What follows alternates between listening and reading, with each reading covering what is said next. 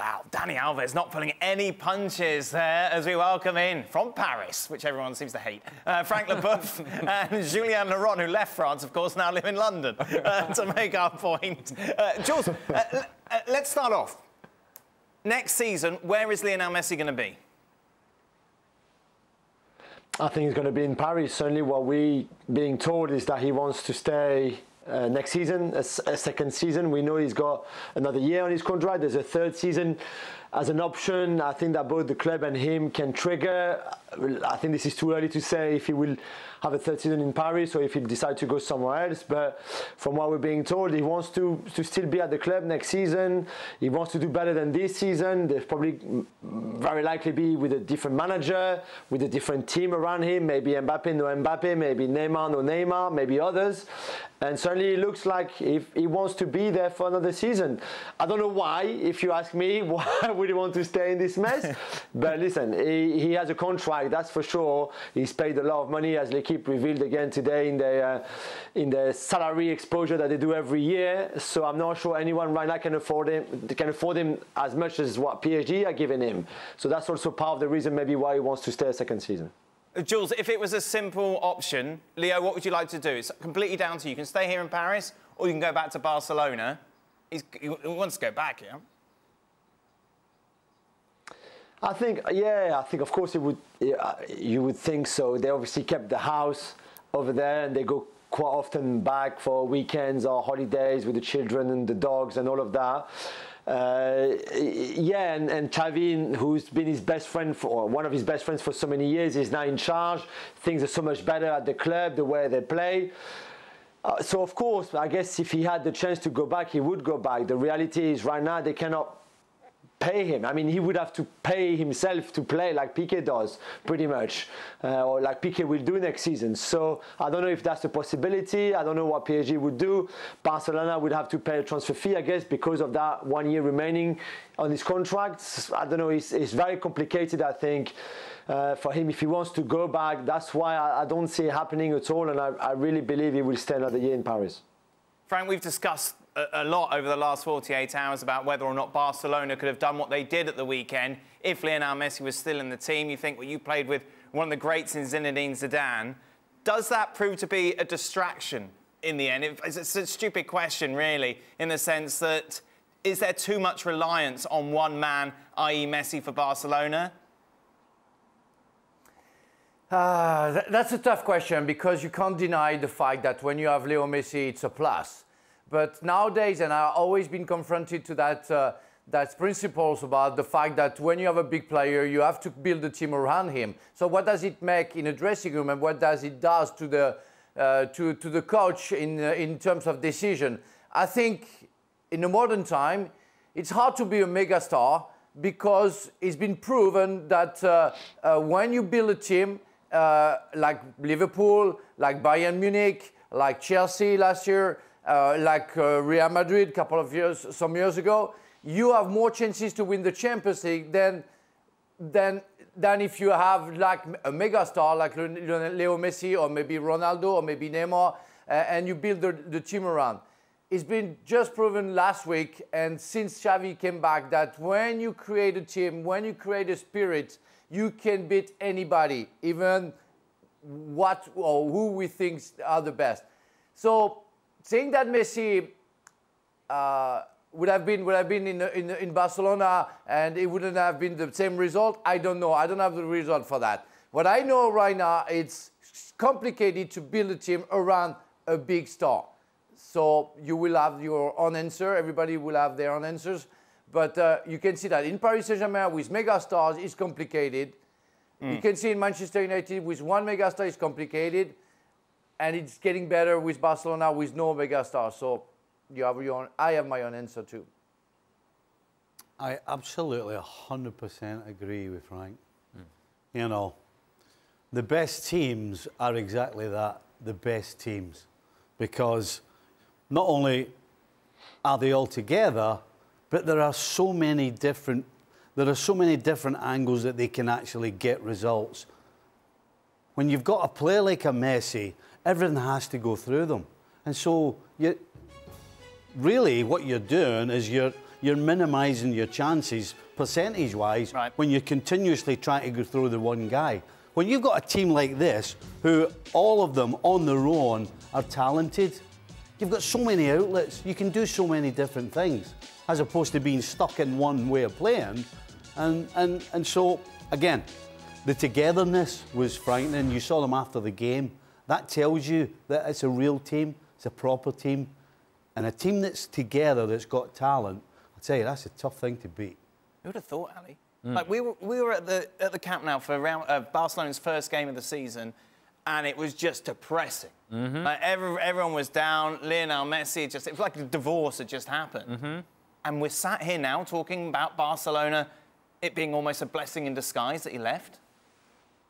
And it is a blessing in disguise because it has allowed the growth and development of some of the players that we're now seeing, and the product that we're now seeing from Barcelona, and the changes that they made, and the growth that we have seen from Xavi's team. So I have to tell you, if you're Xavi, publicly, if somebody were to ask you about a possible return of Lionel Messi, he would say, Leo will always be welcome in Barcelona. That will be the standard answer. But when he goes home, and he's laying in his bed, he's going to be thinking, please, Lord, please do not allow this to happen.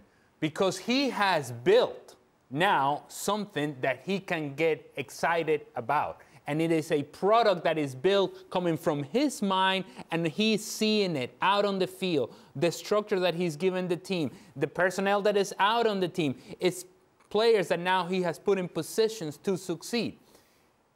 If Lionel Messi walks through that door, you now have to move all the pieces around so that you can shoehorn him into some sort of position.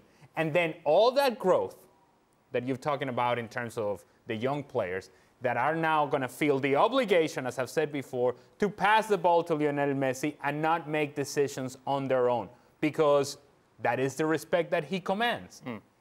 And we're talking about a different version of Lionel Messi. Not the best player in the world, Lionel Messi, as he has been for a decade, but what he has now become. Still a useful player, but not the difference maker and impactful player that he once was. Not at that same level. So while Messi fans may go crazy when I say this, look, there's been a decline in Lionel Messi. It doesn't mean that he's not a great player. He is, but you don't go changing your whole structure of a team to now put him in a position where we depend on him to make the difference and to be the impactful player. Here's the other thing I would say. If you bring in Lionel Messi, all the people that are excited about the front three for Barcelona, that front three wouldn't be the same. So all the people that are excited about the structure and youth of this team going forward, that would change as well. So if you're Xavi, publicly you say, yeah, Leo is welcome, but privately you're saying to yourself, no, no thanks. We don't need him right now. We don't want him right now. We want to move on with our lives. We moved on. He's moved on. Let's go in our own direction. Kind of crazy, isn't it, Jules? Yeah, it is. But again, we see with Cristiano United, they have been so amazing for so long, and this is when they become human again. After being aliens for all those years, now they become human. Where is their best position? How do you play with them? Is it a problem to have them in your team? What's the solution? How you can play them? And then they have one amazing game because they're still amazing players, and you think, wow, okay, they still have it. But then the inconsistency at times is stunning because we haven't been used to it. We've been used to them being so good, so consistently, all the time, scoring tons of goals or creating them or assisting them, all of that. And now they're human again. And I don't think we're ready for it. I don't think they are ready for it either. So yeah, I think this Barca team is better without him in a way. Maybe Xavi would find a way of integrating him in it and he would still be very good and the team could still be very good, and maybe Poch hasn't done that enough in Paris. Maybe someone else can do a better job. I don't know. Same with Cristiano. But I just think this is towards the end now, and this is not going to get better. And I think we just need to get used to it. Isn't it tough? Well, I don't know. It's tough when you're sort of talking about a guy like Messi, like the way we are. I mean, we're being honest and we're telling the truth. And yes, he's past his best, and we don't want him back at Barcelona. I almost feel bad saying it, because he was so good. It is not fun, and it doesn't just relate to football. in every sport, it's the same. Somebody who's past it, it's not enjoyable to watch them try and be what they were. It's just a horrible, it's a horrible feeling. It's not like we sit here and we're rooting against Messi. No, and but look at him, he's failing. It just, well, it just doesn't feel right. No, it's no, it's not enjoyable. and it's not the end that you want to see. But the end comes. It comes for everybody. It doesn't stop. Yeah. God. Are we talking about football still? This is getting deep. We need some sort of book to cheer us up. We need some sort of self-help book. Right. Blow my nose here. Do you know what I wanted to say? I'm sorry I didn't hear what if you asked me a question, Dan, because but the guys are making noises, too much noises. But what I wanted to say about Neymar is in fact it's sad in a way that he wanted to leave because Barcelona couldn't pay him anymore, couldn't pay his salary. And again, I said that before he left, where he has so much money coming from merchandising that he could have paid for free. He could have played for free, you know, for that club that he loves so much and still be there. So, yes, it's sad to say that, what we say, but he's the only responsible for that.